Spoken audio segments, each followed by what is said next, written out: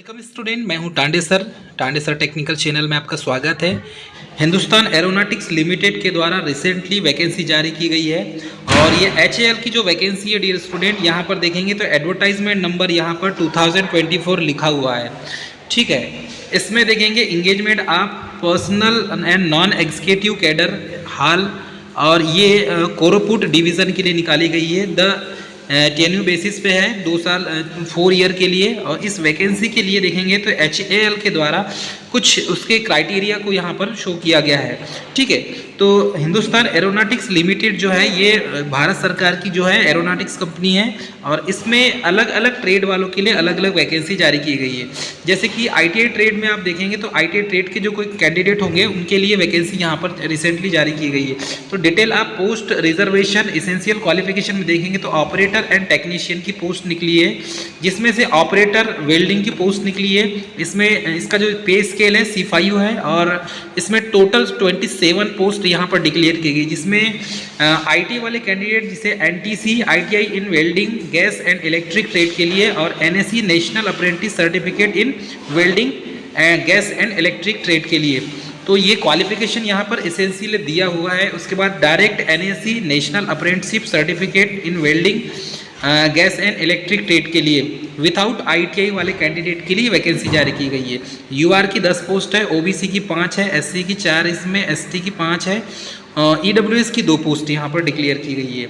ठीक है, तो टोटल जो पोस्ट है यहाँ पर 27 पोस्ट डिक्लेयर की गई है कैंडिडेट। उसके बाद देखेंगे आप यहाँ पर ऑपरेटर फिटिंग के लिए, तो ऑपरेटर फीटर ट्रेड के लिए इसमें भी वैकेंसी टोटल पोस्ट यहाँ पर 10 डिक्लेयर की गई है, जिसमें UR की 4 है, OBC की 2 है, SC की 1 है, ST की 2 है, EWS की 1 पोस्ट है। तो इसके लिए भी जो क्वालिफिकेशन है essential qualification NTC national ITI इन फीटर ट्रेड से आपका ITI कंप्लीट होना चाहिए और आपके पास NCVT का सर्टिफिकेट होना चाहिए, national apprentice certificate fitter trade का आपके पास होना चाहिए। उसके बाद direct NSE national apprenticeship certificate in fitter trade without ITI वाले भी इसको फॉर्म भर सकते हैं। एक तो सर्टिफिकेट वाले भी और नॉन जिसके पास सर्टिफिकेट नहीं है, मतलब जिन्होंने अप्रेंटिस नहीं किया है वो भी फॉर्म भर सकता है। दोनों के लिए वैकेंसी जारी की गई। ठीक है, टेक्नीशियन मैकेनिकल में देखेंगे तो डिप्लोमा इन मैकेनिकल इंजीनियरिंग, तो आप इसमें टोटल 11 पोस्ट डिक्लेयर की गई है। UR की 6 है, 1 पोस्ट OBC की, 1 पोस्ट SC की है, 2 पोस्ट ST की है और 1 पोस्ट EWS की है। तो इसके लिए जो है आपका पॉलीटेक्निक कंप्लीट होना चाहिए। तो जिसका polytechnic complete diploma in mechanical engineering, तो पॉलीटेक्निक कंप्लीट जिसका है वही इस फॉर्म भर सकता है। उसके बाद है technician electrician electrical technician D6, इसमें पे स्केल होगा डिप्लोमा इन इलेक्ट्रिकल इंजीनियरिंग, तो जिन्होंने पॉलीटेक्निक किया हुआ है टोटल 7 पोस्ट डिक्लेयर है यहाँ पे। UR की 4 है, 1 पोस्ट OBC की है, 1 पोस्ट SC की है और 1 पोस्ट यहाँ पर ST की डिक्लेयर की गई है। ठीक है, तो ऐसे टोटल पोस्ट देखेंगे तो टोटल 55 पोस्ट यहाँ पर डिक्लेयर किया गया है, टोटल पोस्ट 55। तो यहाँ पर जो टोटल पोस्ट 55 डिक्लेयर किया गया है ये आप भी जानते हैं, यहाँ दिख रहा है आपको। डियर स्टूडेंट, एक चीज़ आपको पता करना है, यहाँ तो एक तो ITI भी एंड पॉलीटेक्निक दोनों कैंडिडेट के लिए वैकेंसी निकली हुई है। ठीक है, सबसे ज़्यादा पोस्ट जो है वो ITI कैंडिडेट के लिए पोस्ट निकाली गई है। ठीक है, इसके बाद देखते हैं तो आपका एक्स सर्विसमैन टेक्नीशियन और सिक्योरिटी गार्ड के लिए अलग वैकेंसी जारी की गई, तो जिसमें ESM टेक्नीशियन और इसमें इंजन फीटर ट्रेड के लिए, तो service trade certificate qualification in the Indian air force engine fitter के लिए, फीटर ट्रेड के लिए वैकेंसी जारी की। टोटल 25 पोस्ट है इसमें। ठीक है, तो ये टोटल 25 पोस्ट यहाँ पर जारी की गई है, बहुत अच्छी अपॉर्चुनिटी। सेकंड में देखेंगे ESM टेक्नीशियन इलेक्ट्रिकल फीटर। ठीक है,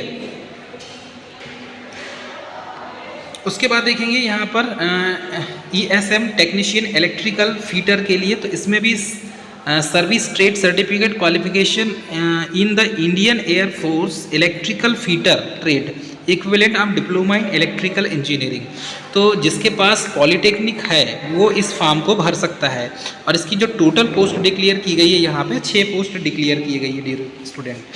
सिक्योरिटी गार्ड की पोस्ट है यहाँ B/4 पे इसका चैनल स्केल है और इसमें एक्स सर्विसमैन जो प्रोसेसिंग है इंटरमीडिएट, या तो फिर ex serviceman combined with 3 year experience considered the PUC intermediate, तो ये जो है होता है, ये सिक्योरिटी गार्ड वाले का कोर्स होगा, एक ही पोस्ट डिक्लेयर की गई है, ठीक है। तो इस तरीके से आपको इसको फॉर्म भर देना है।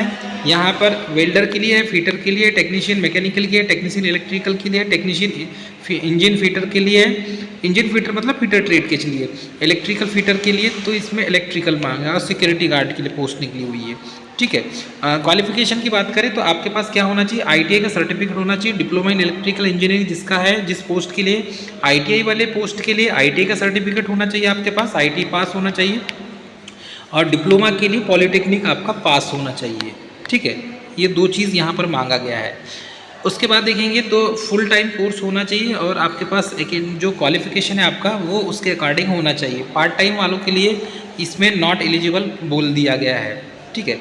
इसके बाद देखेंगे वेल्डर, तो इसमें qualification essential for the notice post of purpose, तो फीटर, वेल्डर और फीटर के लिए ITI NSE रिस्पेक्टिव ट्रेड से होना चाहिए, और NSE रिस्पेक्टिव ट्रेड से आपका NSE विदाउट ITI जिसके पास है तो वो भी भर सकता है। टेक्नीशियन के लिए diploma in engineering in respective branch, जिस ब्रांच के लिए निकली है उसके लिए होना चाहिए, जैसे मैकेनिकल और इलेक्ट्रिकल के लिए निकली तो दोनों ब्रांच का आपके पास सर्टिफिकेट होना चाहिए, मतलब डिप्लोमा आपका उत्तीर्ण होना चाहिए, ठीक है। इसके बाद देखेंगे तो यहाँ पर एज लिमिट का क्राइटेरिया दिया है, 1/1/2024 के अनुसार एज लिमिट का क्राइटेरिया दिया है 5 साल SC ST के लिए, 3 साल OBC के लिए दिया गया है, लेकिन आपको सर्टिफिकेट जरूर लगाना होगा, ठीक है। PWD के लिए 10 साल दिया हुआ है। उसके बाद प्लेस ऑफ पोस्टिंग, आपकी पोस्टिंग कहाँ होगी, इंजन फीटर के लिए, इलेक्ट्रिकल फीटर के लिए ये गोवा में होगी, पुणे में, हलवारा और चबुआ, बरेली, जोधपुर, ग्वालियर, सिरसा, तंजौर, नासिक, नाल, अम्बा, अदमपुर और श्रीनगर, ये जो है इसमें पोस्टिंग होगी आपकी। और इसमें जितने भी इसमें कंसोलिडेटेड दिया हुआ है तो आप देख लीजिए, बेसिक पे स्केल आपका कितना हो जाएगा, 21,000 होगा, ड्रेस अलाउंस 43.7%, ठीक है। B4 के लिए, C5 के लिए और D6 के लिए अलग अलग पोस्ट के लिए यहाँ पर सैलरी 21,000, 22,000, 23,000, ठीक है। स्पेशल कंपनी है 1500, 1591, 1682 रुपये। मेडिकल के लिए 1500, 1500, 1500। एज पर अलावेंस, पूरे अलावेंस मिलते हैं, ये तो आपको भी पता है, ठीक है, क्योंकि सेंट्रल गवर्नमेंट के जॉब है। सिलेक्शन की प्रोसीजर ये याद, इसके बारे में होना आपको पता बहुत जरूरी है। सिलेक्शन क्या करना है, selected candidate shall be done based on the marks scored written test only in the order of merit. तो रिटर्न टेस्ट होगा, और रिटर्न टेस्ट के आधार पर ही आपका सिलेक्शन होगा। The written test will be held tentative, ये होगा भुवनेश्वर, और ये होगा संडे को 17/3/2024 को होगा। डेट भी देख लीजिए, रिटर्न टेस्ट का डेट दे दिया गया है, ठीक है। इसमें फिर एक candidate required bring the following original identity card along with the xerox identity self attested और identity invigilator fair appear written test voter ID card और पूरे डॉक्यूमेंट्स आप रख लीजिए, सबसे अच्छा वही है। और इसमें जो प्रोसीजर दी हुई है उस प्रोसीजर को पूरा फॉलो करेंगे आप, ठीक है। 30 मिनट, 2 घंटा 30 मिनट का आपका पेपर होगा, 20 MCQ होंगे, 40 MCQ हो जाएंगे। अब जनरल अवेयरनेस के, रीजनिंग के थर्ड पार्ट होगा, कंसिस्ट 100 मार्क्स का, इस टाइप से ये सब पूरा दिया हुआ है, ठीक है। फिजिकल फिटनेस आपका होना चाहिए, यहाँ पर दिया हुआ है। एज लिमिट का ग्रेड है satisfactory, excellent, good, satisfactory. Physical standard आपका 30 से 40 साल, 41 साल। रनिंग कितना करना पड़ेगा आपको उसके लिए, गार्ड के लिए, ये सब दिया हुआ है, ठीक है। बाकी जिस पोस्ट के लिए आप जा रहे हैं, कुछ जो टेक्निकल पोस्ट के लिए जा रहे हैं उनको ग्राउंड वगैरह नहीं देना पड़ेगा। हाँ, हाउ टू अप्लाई आप पर जाएंगे तो आपको कुछ नहीं करना है, ये इसकी वेबसाइट है HAL India.co.in पर जाना है आपको, और यहाँ पर इसका फॉर्म भरना है। Eligible candidate interested candidate required to visit HAL website, submit the application online, ठीक है। जिसको फॉर्म भरते नहीं आता आप ऑनलाइन फॉर्म भर दें, सबसे अच्छी अपॉर्चुनिटी यही रहेगी कि आपको ऑनलाइन फॉर्म भरना है और निकटतम कैफ़े में जाके भरना है। लास्ट डेट जो है इसकी, लास्ट डेट सबमिट करना है तो 6 मार्च 2024 ये लास्ट डेट है। तो लास्ट डेट के पहले फॉर्म भर देना है। The last date for submission of online application, ठीक है। और एनी इन्फॉर्मेशन कर्जियम कर्डेंस के लिए HAL की वेबसाइट पर जाके आप उसको विजिट कर सकते हैं। 6 मार्च लास्ट डेट है, डियर कैंडिडेट ये आपको पता होना चाहिए। कैंडिडेट जो सर्टिफिकेट वगैरह है ये सर्टिफिकेट का प्रोफार्म दिया हुआ है, आप देख सकते हैं, ठीक है। बाकी ये प्रोफार्म के आधार पर आपको जो है ये फॉर्म भर के आपको भेजना है।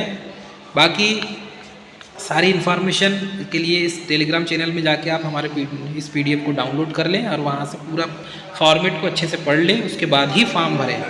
डियर स्टूडेंट, ये थी मोस्ट इंपॉर्टेंट जानकारी। मिलेंगे नेक्स्ट वीडियो में, तब तक के लिए जय हिंद।